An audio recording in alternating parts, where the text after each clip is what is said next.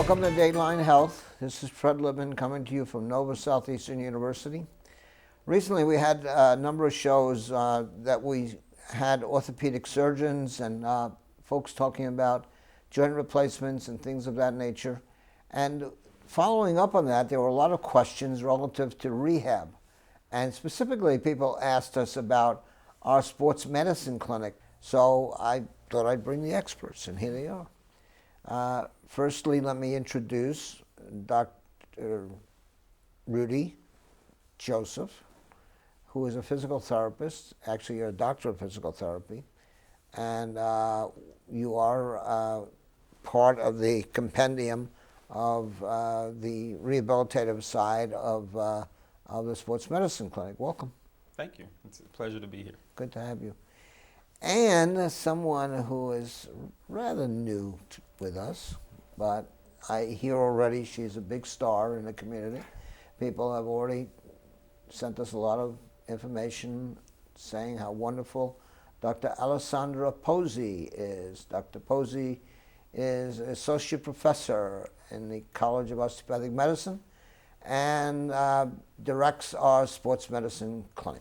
Welcome. Thank you very much. Good to have you here. Happy to be here. Good to have you here. Thank you. So, Roody Joseph, what is OCS behind your name? Oh, so that basically identifies me as an orthopedic certified specialist in physical therapy. Oh, good. It's an interesting thing. You know, most people don't realize the recognition of your work. They usually see, oh, physical therapy, well, that's assigned to a hospital or it's assigned to some orthopedic practice or things of that nature. But here we have this interdisciplinary approach to rehabilitation. It must be exciting to you. It really is, and it's really probably one of the more unique aspects of Nova. We have one of the more diverse sports medicine clinics that you can find probably throughout the nation, and that we have multiple professions that are represented, and we all really share an office. Throughout the day we probably bump shoulders dozens of times, but yes, physical therapy does cover a wide gamut. We do work in hospitals, nursing homes, outpatient clinics. There are many different subsets within physical therapy. Mine specifically is sports medicine, and I'm lucky to be here working with Dr. Posey and many others over at the Sports Med Clinic.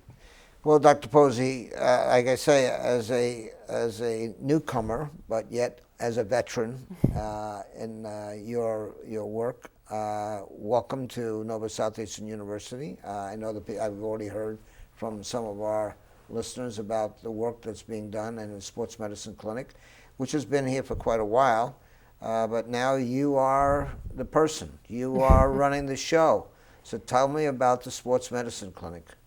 Well, the Sports Medicine Clinic, like Dr. Joseph said, is very unique in that we all have several different disciplines working under one roof and in one room.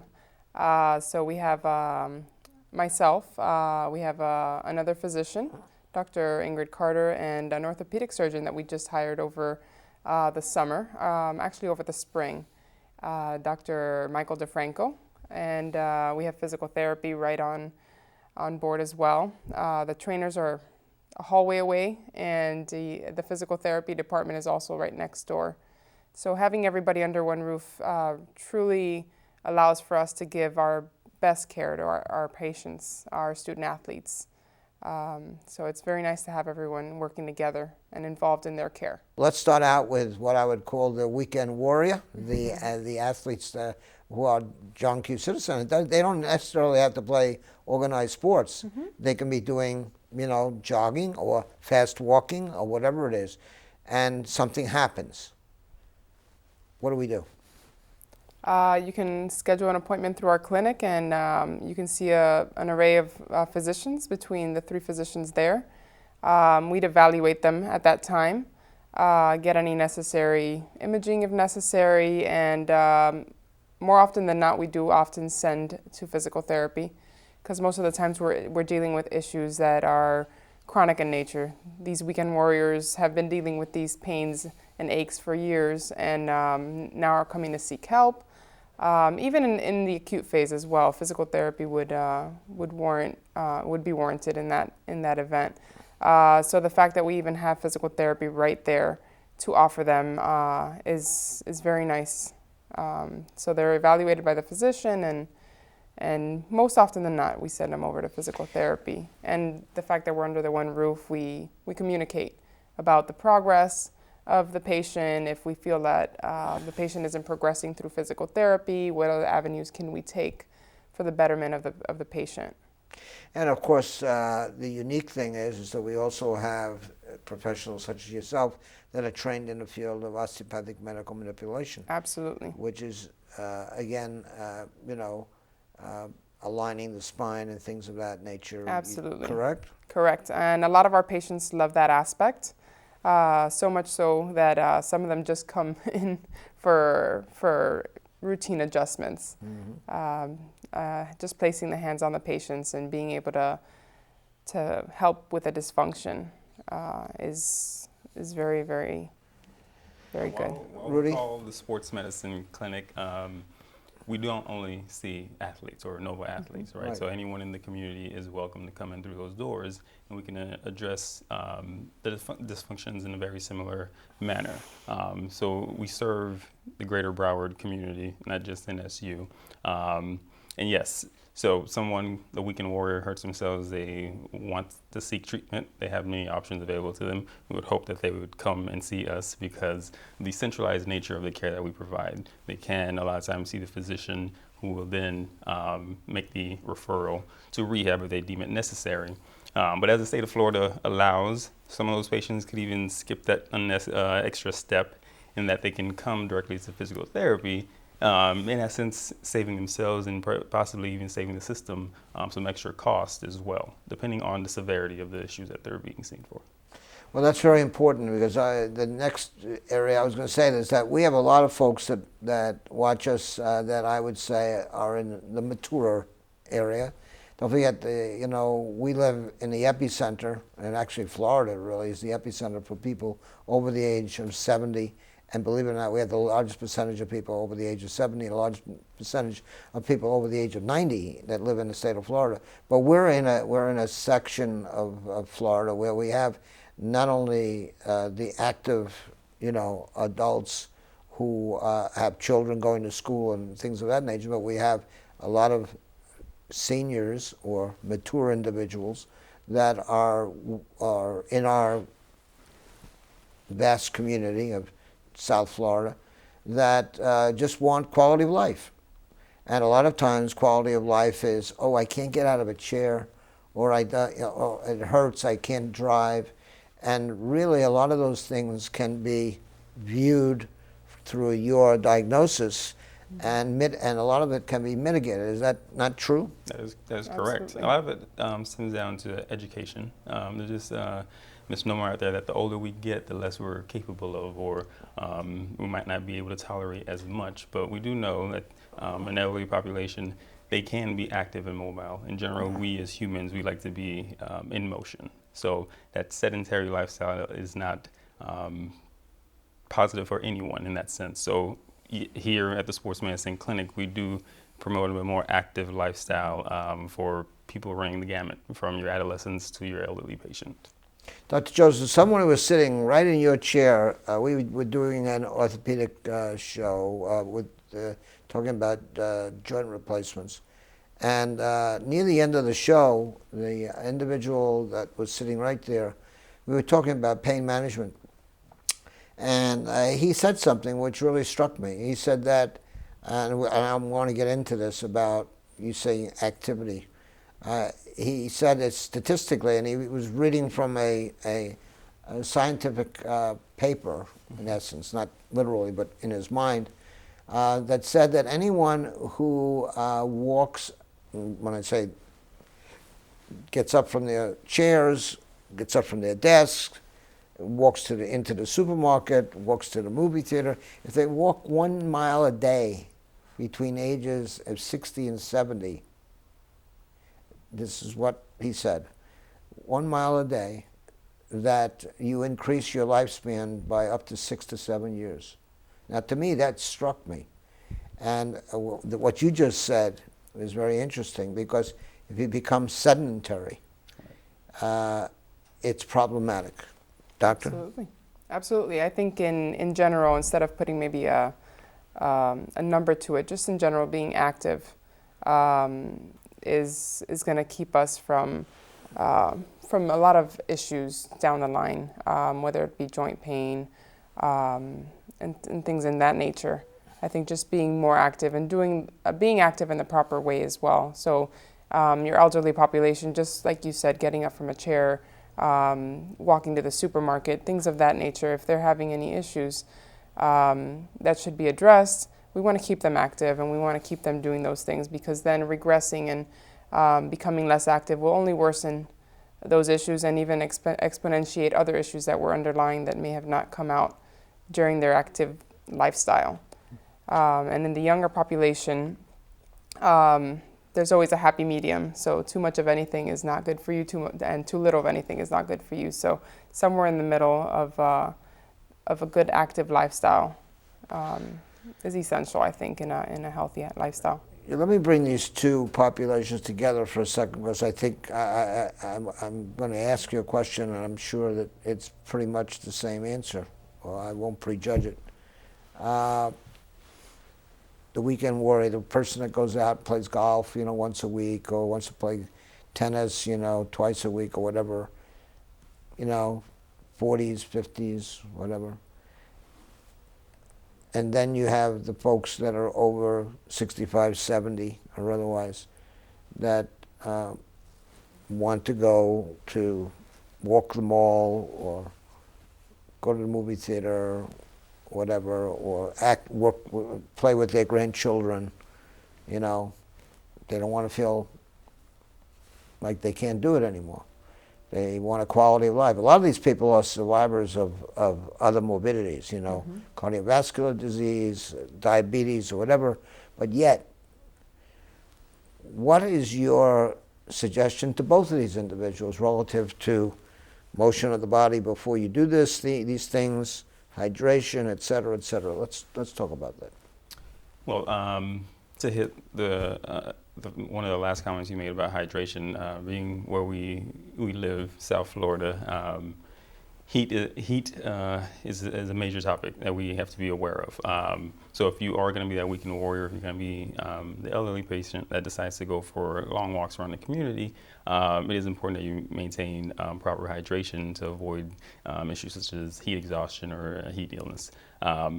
And generally, going back to what we mentioned previously, activity is what's most important. You made a comment about pain management earlier that struck with me.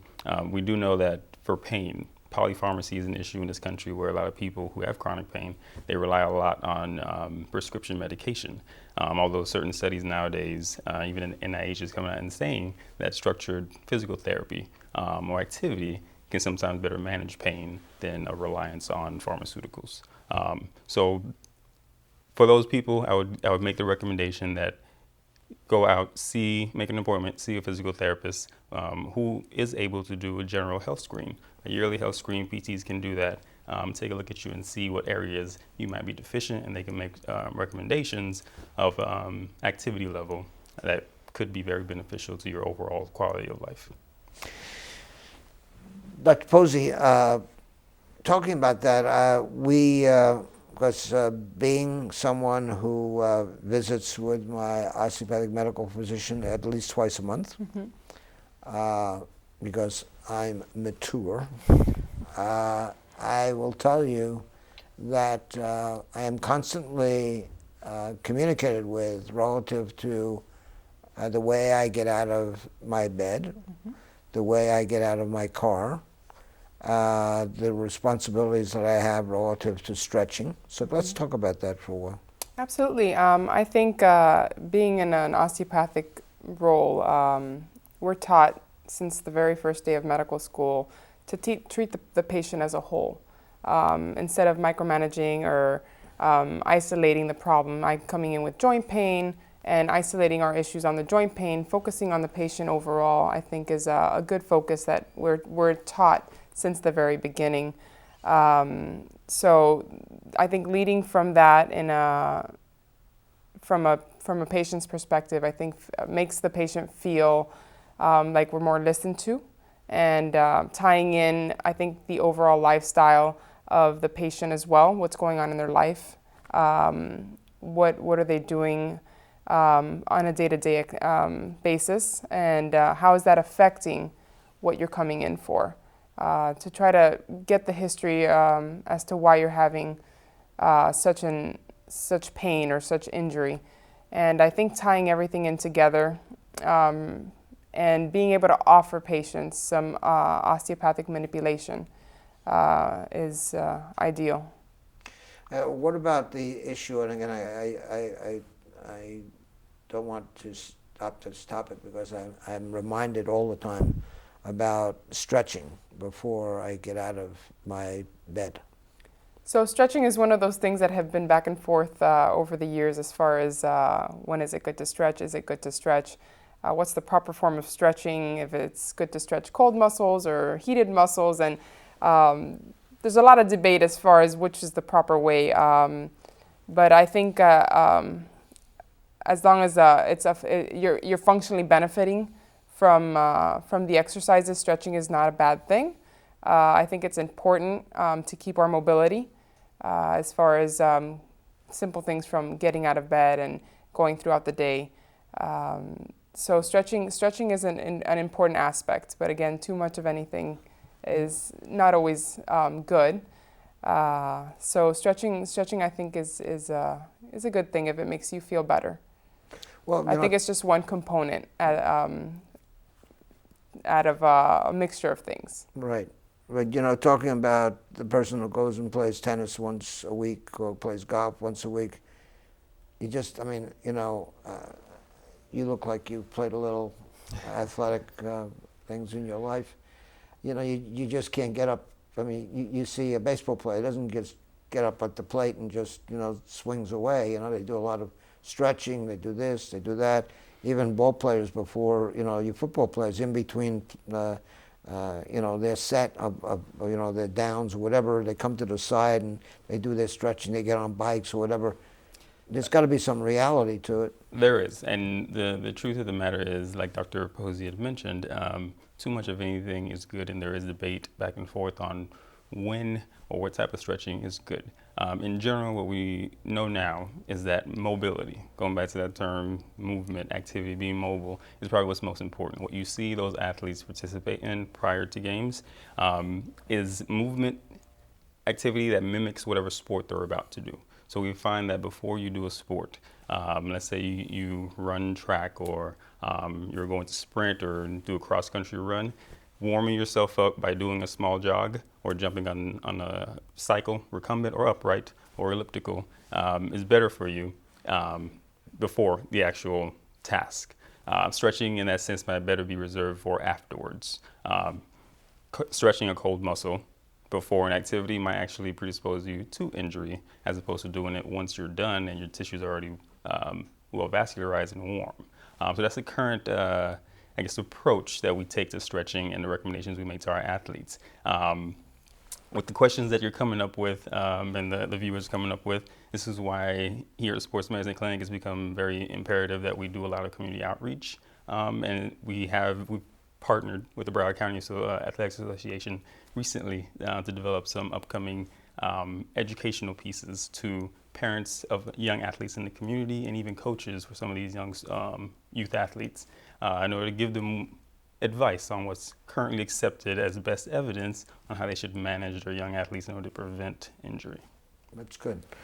Dr. Posey, again, the interesting thing about the Sports Medicine Clinic is that you have multiple diagnostic tools, which are very interesting. I know you have an immersion walking pool there as well. We do. We have the HydroWorks pool, which is very beneficial for our athletes, for our patients in the community as well. Just to progress somebody who wants to continue to stay active. The thought is always to rest an injured extremity or an injured part of the body is the best way to heal it. But how do we rest it while still maintaining mobility or maintaining activity? And our HydroWorks pool works great. So for an injured athlete suffering from, say, a very bad ankle sprain, and in one way we want to give it rest so it can heal, but in one way we don't want it to stiffen up and lose range of motion, which would impair the athlete when he or she returns to sport. The HydroWorks pool is great we can put them in the pool, and depending on the height level and their pain tolerance, we can have them continue to exercise, do light jogging, and do certain sport-specific exercises in there, while having the injury, we're still able to work on their range of motion and work on their endurance and not lose that agility component while having them rest. Yeah, that's because the pool itself, and you tell me otherwise, it mitigates a lot of the gravitational stress, correct? Absolutely. Right. So yeah, the natural properties of water, right? So yeah, the buoyancy of water it does wonders for not only young athletes, but your patient that has osteoarthritis as well. It does a great job of unloading joints, so that certain weight-bearing things that we do is more tolerated in the water. So the pool in general is a great tool that we have available to us. Absolutely. And then you also have other diagnostic equipment that where you can measure muscular activity and things of that nature, correct? Yes. Right. Yes. We have EMG. We use EMG a lot in assessing firing patterns of certain muscles. We have what's called a Biodex unit in the rehab center.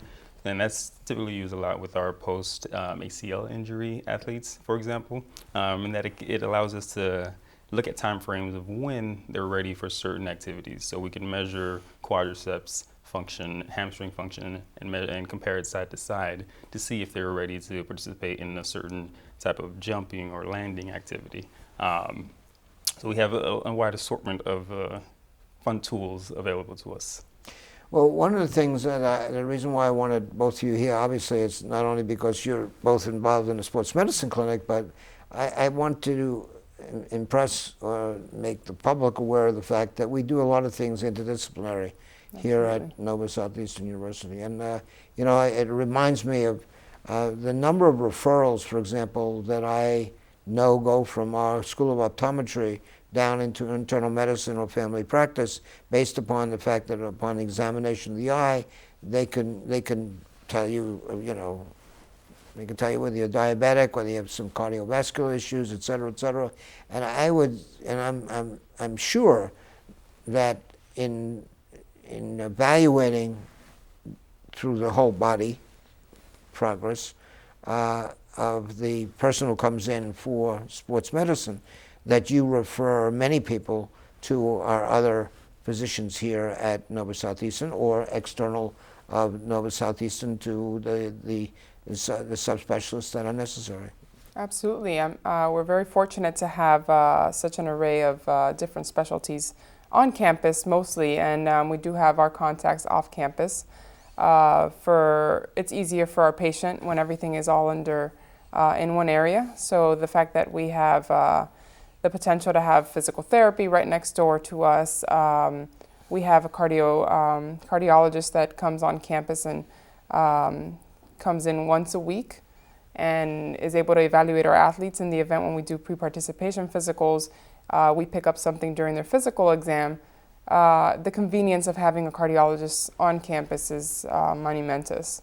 And our patients also come in with dermatological conditions or cardiovascular conditions, neurological conditions, and having access to such an array of specialties in one area is very beneficial for our patient population. Probably where we see the benefits of this interdisciplinary approach the most is with concussion. Probably one of the bigger topics in sports medicine currently because of the issues with the NFL and what we see at the youth level as well. And Dr. Posey might have a few words on that, because it's probably one of her baby, the concussion clinic that we have going on. Well, we're down to the last 4 minutes of the show, so go to it. So we've been very fortunate to have a concussion clinic here on campus for the past 7 years. Dr. Stephen Rousseau was the one who started that concussion clinic 7 years ago, and it was his baby. We've kind of picked up from where he left off, and we're trying to bring it to the next level. We basically see patients who have undergone some kind of mild traumatic brain injury or head trauma, also known as concussion. And we see patients from the community, student athletes, and that's probably where we have our best array of interdisciplinary approach. We have a team physician that sees the patient, followed by the neuropsychologist. And sometimes when it is needed, we incorporate physical therapy for some vestibular ocular rehab.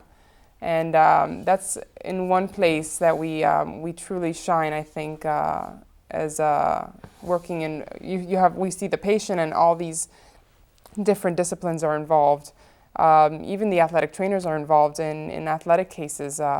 You have a Friday night football game, and who's on the sideline is the athletic trainer, who picks up the injury, does some sideline testing, and is how we get referred from the outside community, and we put them through different tests and different evaluations, and we progress them back into activity slowly as warranted. Yeah, we did an entire show on the issue of concussion, and it was very interesting to know about the recommendations now that are being adopted by national groups relative to keeping records, having baselines, and passing on the information.